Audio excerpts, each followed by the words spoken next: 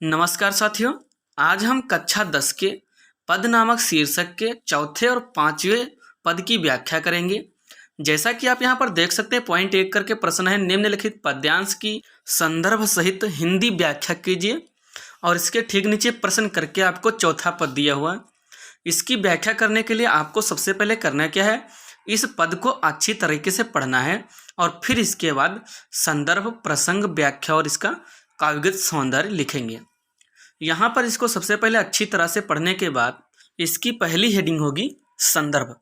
यहाँ पर एक बात हमेशा ध्यान रहे कि आपको इस प्रश्न को बहुत ही अच्छे तरीके से पहले पढ़ना है और फिर इसके बाद इसकी लाइन टू लाइन संदर्भ, प्रसंग, व्याख्या और काव्यगत सौंदर्य लिखना है।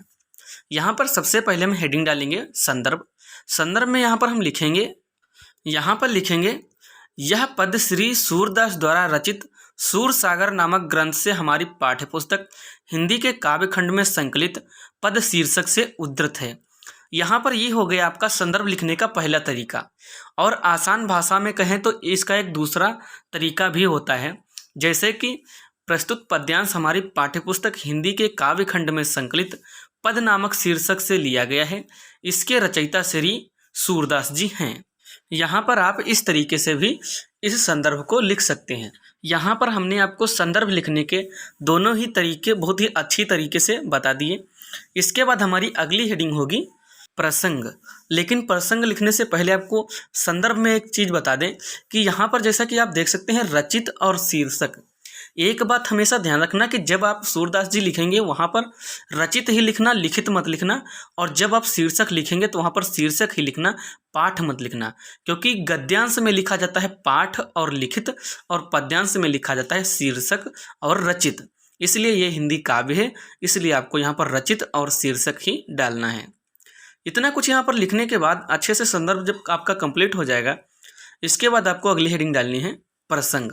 यहाँ पर एक बात आपको हमेशा ध्यान रखनी है कि संदर्भ और प्रसंग आपको बहुत ही अच्छी तरीके से लिखना है, क्योंकि ये पद के 4 नंबर होते हैं और 4 नंबर से आपको 4 हेडिंग्स लिखनी होती हैं: संदर्भ, प्रसंग, व्याख्या और काव्यगत सौंदर्य।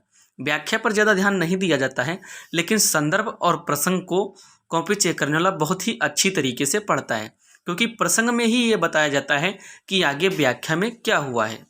इसलिए आपको प्रसंग बहुत ही अच्छे से याद करके लिखना है।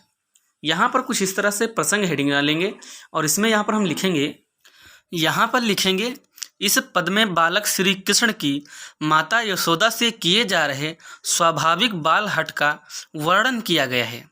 यहाँ पर इस प्रसंग को बहुत ही अच्छी तरीके से याद करके लिखने के बाद अगली हेडिंग आएगी व्याख्या। यहाँ पर कुछ इस तरह से हेडिंग डालेंगे व्याख्या। और व्याख्या में यहाँ पर हम लिखेंगे श्री कृष्ण अपनी माता यशोदा से हठ करते हुए कहते हैं कि हे माता, मैं अपनी सब गायों को चराने के लिए वन में जाऊंगा।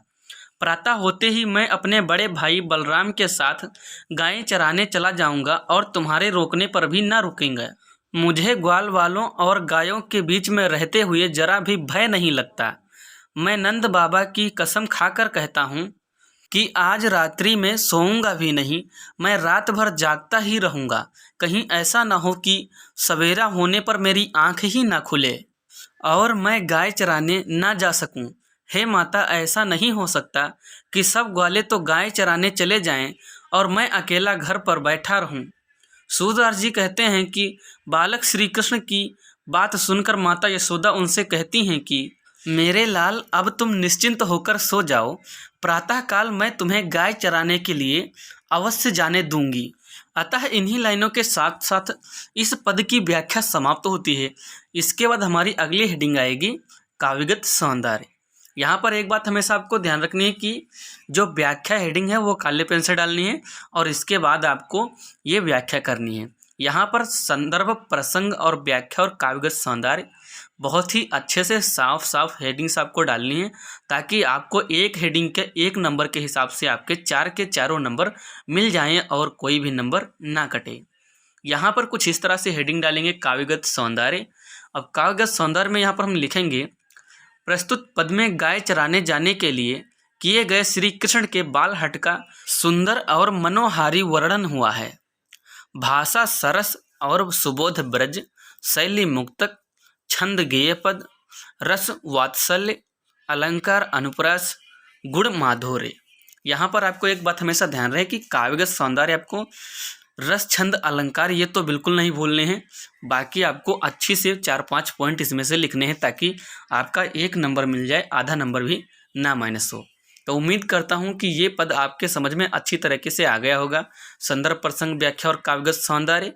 इसके बाद हमारा अगला पद आता है पद नंबर 5। यहाँ पर ये 5वां पद है जो कुछ इस तरह का है। यहाँ पर भी आपको बहुत ही अच्छी तरीके से पहले इस पद को पढ़ना है और फिर इसकी संदर्भ व्याख्या करना है। यहाँ पर पद में दिया है, मैया हो ना चरइहो गाय, सिगरे ग्वाल घिरावत मोसो मेरे पाई पिराए, जो ना पत्ते हैं पूछ बल दाऊ, अपनी सौह दिवाए, यह सुन माई जसोदा ग्वाल निगारी देत रिसाए, मैं पठवत अपने लड़का को आवे मन बहराए, सूर श्याम मेरो अति बालक मारत ताहि रिंगाए। यहाँ पर कुछ इस तरह का ये पैराग्राफ है। इसको आपको पहले अच्छी तरीके से पढ़ना है और फिर इसके बाद इसका संदर्भ और प्रसंग लिखना है। यहाँ पर इसको अच्छी तरीके से पढ़ने के बाद हम सबसे पहली हेडिंग डालेंगे पॉइंट नंबर 1 की संदर्भ। यहाँ पर कुछ इस तरह का संदर्भ हेडिंग डालेंगे और फिर इसके बाद यहाँ पर हम लिखेंगे, यहाँ पर संदर्भ में लिखेंगे, यह पद श्री सूरदास द्वारा रचित सूरसागर नामक ग्रंथ से हमारी पाठ्यपुस्तक हिंदी के काव्य खंड में संकलित पद शीर्षक से उद्धृत है। ये हमारा संदर्भ लिखने का पहला तरीका हो गया। और इसके बाद हम आपको एक दूसरा तरीका भी लिखाते हैं जो आपको आसानी से याद हो जाएगा और वो अपनी भाषा में है। जैसे, प्रस्तुत पद्यांश हमारी पाठ्यपुस्तक हिंदी के काव्य खंड में संकलित पद नामक शीर्षक से लिया गया है। इसके रचयिता श्री सूरदास जी हैं। यहाँ पर इस तरीके से भी आप संदर्भ को लिख सकते हैं, कोई दिक्कत नहीं होगी। तो दोनों में से जो आपको अच्छे से याद हो जाए वो आपको लिखना है। याद रहे आपको संदर्भ बहुत ही अच्छे से लिखना है, क्योंकि कॉपी चेक करने वाला संदर्भ और प्रसंग ये दोनों को बहुत ही अच्छी तरीके से पढ़ता है। यहाँ पर संदर्भ को अच्छी तरीके से लिखने के बाद आपको एक बात और जान लेनी चाहिए कि यहाँ पर आप नोटिस करें कि यहाँ पर लिखा है रचित और शीर्षक। तो इस संदर्भ में रचित और शीर्षक ही डालना, क्योंकि काव्य में रचित और शीर्षक डाला जाता है और जो हमारा गद्यांश होता है, गद्यांश में लिखित और लेखक लिखा जाता है और पद्यांश में रचित और शीर्षक लिखा जाता है। इस बात का हमेशा आपको ध्यान रखना है। अगर इसमें आप लिखित और लेखक लिखेंगे तो आपका आधा नंबर माइनस हो जाएगा। इसलिए आपको शीर्षक और रचित ही डालना है ताकि आपके कोई भी नंबर माइनस ना हो। यहाँ पर इसको अच्छी तरीके से लिखने के बाद अगली हेडिंग डालेंगे प्रसंग। प्रसंग में यहाँ पर हम लिखेंगे, यहाँ पर लिखेंगे, इस पद में श्री कृष्ण माता यशोदा से ग्वाल वालों की शिकायत करते हुए कह रहे हैं कि वह अब गाय चराने के लिए नहीं जाएंगे। याद रहे प्रसंग आपको बहुत ही अच्छे से लिखना है, क्योंकि प्रसंग में ही पता चल जाता है कि आगे व्याख्या में क्या हुआ है। इसलिए कॉपी चेक करने वाला व्याख्या पर ज़्यादा ध्यान नहीं देता है, लेकिन प्रसंग आपका बहुत ही अच्छे से पढ़ता है। यहाँ पर अच्छी तरीके से प्रसंग लिखने के बाद अगली हेडिंग आएगी व्याख्या। यहाँ पर कुछ इस तरह का हेडिंग डालेंगे व्याख्या, और व्याख्या में हम यहाँ पर लिखेंगे बाल स्वभाव के अनुरूप श्री कृष्ण माता यशोदा से कहते हैं कि हे माता, मैं अब गाय चराने नहीं जाऊंगा। सभी ग्वाले मुझसे ही अपनी गायों को घेरने के लिए कहते हैं।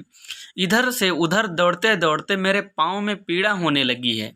यदि तुम्हें मेरी बात का विश्वास न हो तो बलराम को अपनी सौगंध दिलाकर पूछ लो। यह सुनकर माता यशोदा ग्वाल वालों पर क्रोध करती हैं और उन्हें गाली देती हैं। सूरदास जी कहते हैं कि माता यशोदा कह रही हैं कि मैं तो अपने पुत्र को केवल मन बहलाने के लिए वन में भेजती हूँ और ये ग्वाल बाल उसे इधर उधर दौड़ा कर परेशान करते रहते हैं। अतः इन्हीं लाइनों के साथ इस पद की व्याख्या समाप्त होती है। इसके बाद हमारी अगली हेडिंग आती है काव्यगत सौंदर्य।